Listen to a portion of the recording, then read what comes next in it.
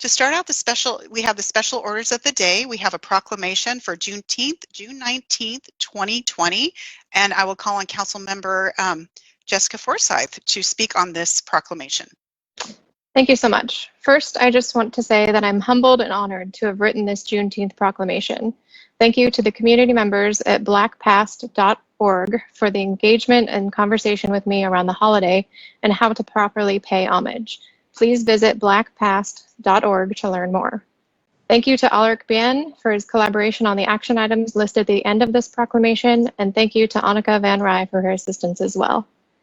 I'm encouraged to see us as a city acknowledging the history of Black people in our nation, but I'm disappointed that in our nearly 150-year history, this is the first time we are recognizing and celebrating Juneteenth. We as a city have a lot of work to do around educating ourselves and addressing institutional racism. I'm here to do that work. Racist policies have driven the history of racist ideas in America. We as a council have the power to change those policies. I invite the council, the city, and our community to join me in committing to taking the action and next steps in dismantling systemic racism. It's not going to be easy. It's not going to be comfortable, but it is absolutely necessary. In the words of the late Dr. Martin Luther King Jr., we may have come from different ships, but we're all in the same boat now. Thank you. Thank you very much, Council Member. I will now read the proclamation.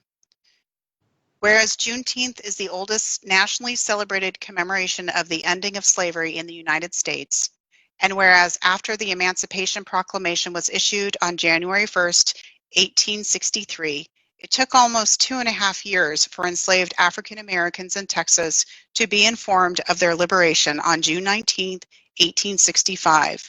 And whereas not all enslaved people on American soil were liberated until the enactment of the 13th Amendment, and whereas that day became known as Juneteenth, it is now commemorated as the day when the last American slaves were freed, and whereas we pay honor to those who suffered and acknowledge the evils of slavery and its aftermath, and whereas we are currently still fighting systemic racism and pursuing equity within our society, and whereas we acknowledge African American freedom, contributions, and achievements within our community, past and present, and whereas during this Juneteenth, we recognize the history of African Americans in the U.S.